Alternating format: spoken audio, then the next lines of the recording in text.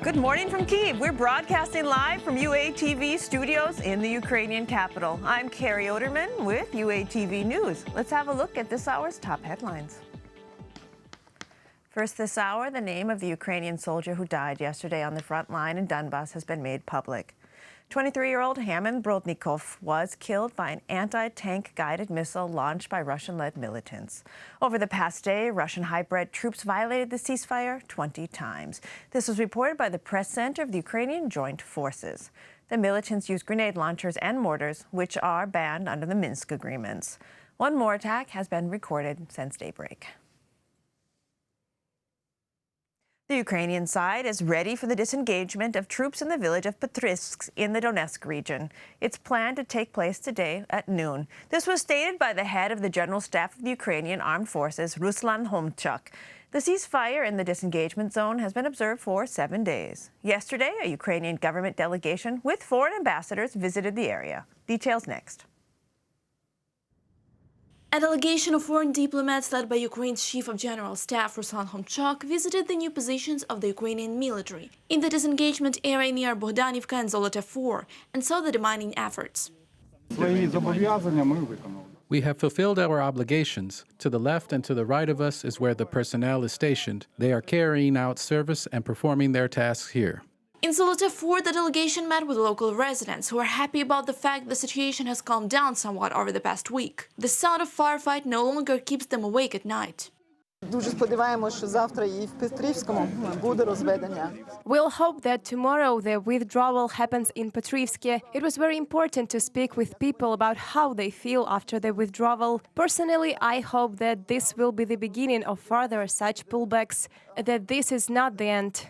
Along with other governments represented here, the UK has given a lot of support over the years of the conflict and will continue to give that support to the Ukrainian government and the Ukrainian people. The disengagement of forces in Zolote began on October the 29th. Currently, the Ukrainian military are finishing the mine clearance in the demilitarized zone. The third stage of disengagement is set to begin Friday.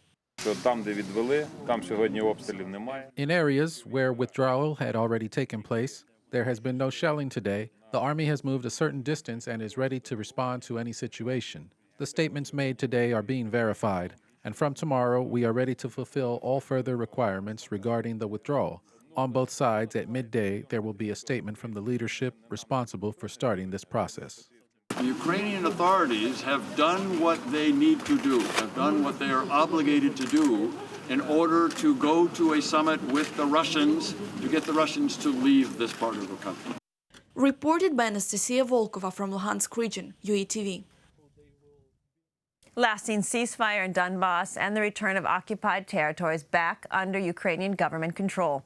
These are the main conditions for the Normandy format negotiations. Ukraine's President Volodymyr Zelensky said this in an informal video address on his social media channel. Let's have a listen.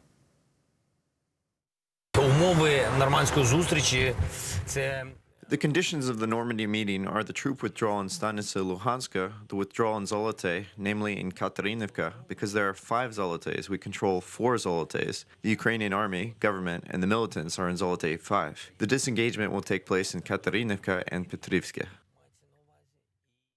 The Kyiv International Economic Forum has kicked off in the Ukrainian capital this morning with thousands of participants and more than 100 speakers. The platform is used for discussing different strategies for reforming Ukraine's economy. Among the speakers is the Prime Minister of Finance and the Deputy Minister for European Integration. So we'll bring you more on that later. Ukraine's President Volodymyr Zelensky has just finished addressing the conference a few minutes ago ahead of a number of panel discussions. This afternoon, speakers will talk about the global trade wars, Ukraine's role in the high-tech world, and how climate change will change business. A lot of mobile phones, but if someone could put the lights on.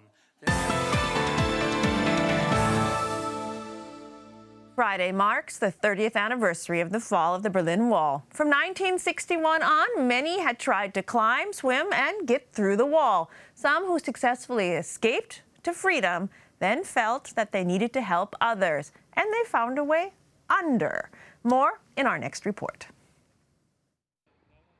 An escape tunnel underneath the Berlin Wall has been opened to the public for the first time amid celebrations of the 30-year anniversary of the opening of East Germany's border. The tunnel at Bernauer Strasse near the main wall memorial was opened Thursday by the mayor. He thanked those who started digging the 100-meter-long tunnel in late 1970, 9 years after communist East Germany sealed its border. As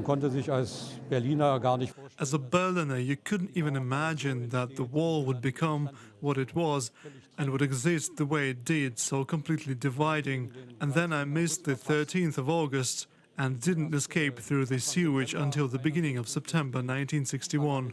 The tunnel was built by a group of people who had escaped earlier to West Berlin.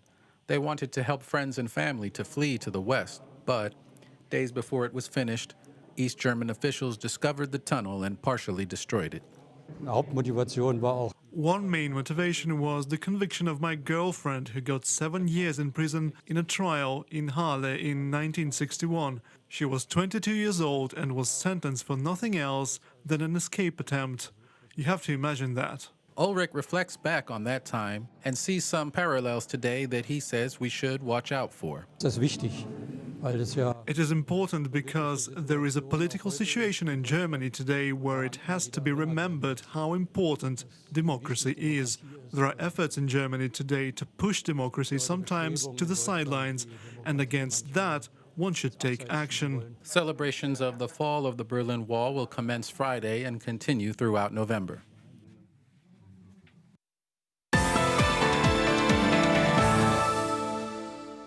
A new Ukrainian drama film titled Homeworld has been released today. It tells the story of a Crimean Tatar family experiencing life under Russian occupation firsthand.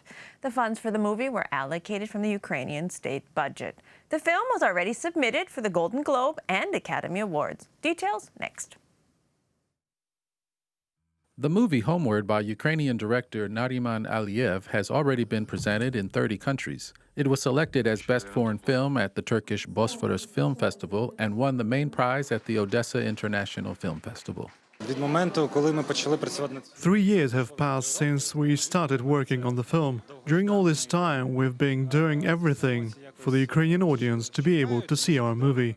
The film tells the story of a Crimean Tatar family. The main character, Mustafa, needs to transport the body of his son, who died in the war in Donbass. He's taking him to occupied Crimea to bury him in his native land. It was a huge dilemma for me how to tell the story of a Crimean Tatar family without the opportunity to film in Crimea. But my friend, Azerbaijani director Navruz Hikmet, gave me one idea for the script: how someone's relative dies and they're going to distant lands. From this concept, the idea of the movie Homeworld originated. I understood that I would have a chance to tell the story of a Crimean Tatar family to show the political and social context that exists here today. In the movie, Mustafa is accompanied by his younger son. Together, they face various difficulties. For example, transporting the body across the administrative border controlled by occupiers. А там що? Де? В труні. Брат. Nariman Aliyev manages to cover the topic of the father-son relationship and also show the problems faced by residents in annexed territories. Я 5 років не був в Криму. I haven't been to Crimea for 5 years.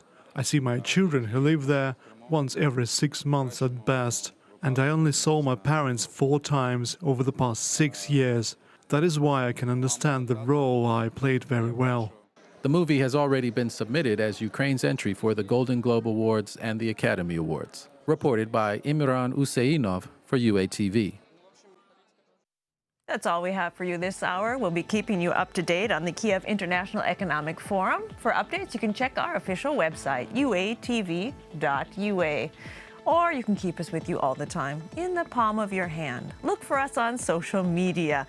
Facebook, YouTube, Twitter, we're there and easy to find. Simply search UATV English. And you won't have to search for me because I'll be back in just 2 hours' time with more news from Ukraine, Europe, and the rest of the world. My name's Kari Odermann. Thanks for sharing your time with us.